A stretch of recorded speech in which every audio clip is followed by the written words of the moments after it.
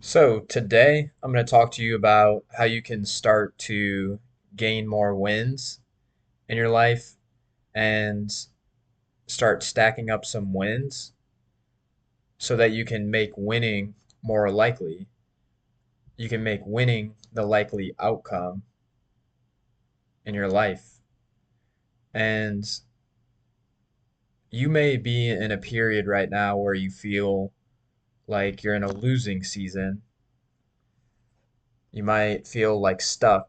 You might feel like shit is not going to end and you feel like drained. And what this comes down to is a series of decisions you've been making. The decisions that you've been making has made losing more likely. And that's the reason you're in a losing season. So today I'm going to talk to you about how you can start to make decisions that will make winning likely and put you in a winning season. And you can't always be in a winning season. You can't always be in like a blissful state. Maybe you can, but I mean, I've never experienced it. I've always had periods where I've had losing seasons. And, I've actually felt like pretty recently I've been in a losing season. Like I've been swimming against the current.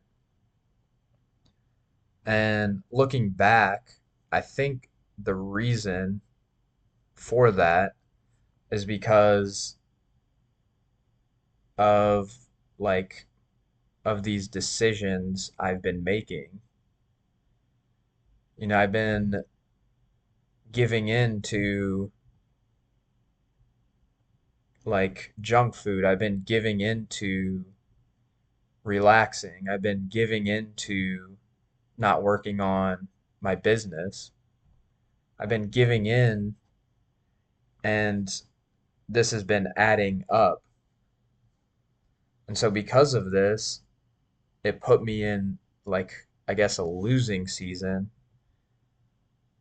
And so what I need to do is start to not give in to, those temptations to eat junk food, those temptations to go home, relax, put on the TV.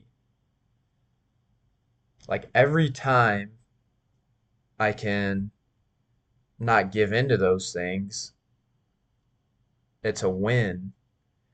And every time you make a winning decision, you're more likely to put yourself in a state of being to where you keep on winning. And I'm going to give an example of this. So it's important to it's important to like consequentially think. And what I mean by this is like you always want to think about what will happen after I make this decision. What is likely, like what are the likely outcomes to happen after I make this decision? For example, I was driving home from work today and I wanted to eat fast food and I was really craving it. Like I'm still craving it right now. But by me consequentially thinking, I learned that if I ate fast food, then I'm less likely to record this video. And because I don't record this video, it puts me in a worse mood and it makes me feel guilty. And because I'm carrying guilt, then I'm less likely to do other things that I need to do. And not only that guilt of not recording this video, also I have the after effects of eating junk food and fast food, which puts you in a worse state of being. And so because you're carrying guilt and you're in a worse state of being, then you're more likely to feel even more guilty and even worse. So then tomorrow, when I go to work, I'm going to be in a worse state of being because I have this in my system. And because I'm in a worse state of being, then my conversations won't be as good and I'll be missing opportunities. And because I've went a whole work day with this state of being of like missing opportunities and not having good conversations and still having junk food like in my system, then it can just put you on a a bad trajectory. So hopefully that can kind of like paint the picture of like why of how a losing season can happen. So it's very important for you to, with every decision you make, consequentially think like what are the likely outcomes. So now I can think of it this way also. Because I didn't eat the fast food, I'm recording the video now. And because I record this video, I'm more proud of myself. And because I'm more proud of myself, I'm more likely to do things that will keep on making me proud of myself. And because I got one win of avoiding this junk food, now the next time an opportunity presents itself, I'm more likely to get another win. And when you get that other win, then you're more likely to keep on winning. So can you see how small decisions can create winning and losing seasons? And people might think like, "Oh, you're just overthinking or you're thinking way too deep into this shit." But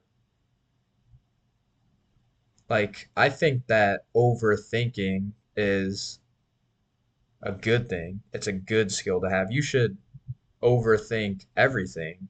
You should question everything. And you'll find that when you start like questioning everything, that's how you actually learn about shit. It's important to be skeptical. It's important to question yourself. Why why do I even have the desire to eat junk food in the first place? So I know I'm going off on like another uh, rangent. I'm going off on another tangent about questions and asking questions and overthinking. But yeah, hopefully this helps on like putting putting yourself in a position where you're more likely to win. And the way to do that is to every time you're faced with an opportunity to give in, like the example I gave of eating fast food, every time you're in that position, you want to consequentially think of the positives and the negatives. And if the positives typically always outweigh the negatives. So you just want to make the better decision. Anyways, yeah, if you enjoyed this video, give it the thumbs up and hit that subscribe button. And if you think you'd be a good fit for personalized coaching with me, I'd be happy to help you out. I help people with porn addiction, binge eating, quitting social media, really helping you get rid of your bad habits and get you on track and help you buy back some of your time from your habits. So check out that link in the description. And yeah, thanks for watching.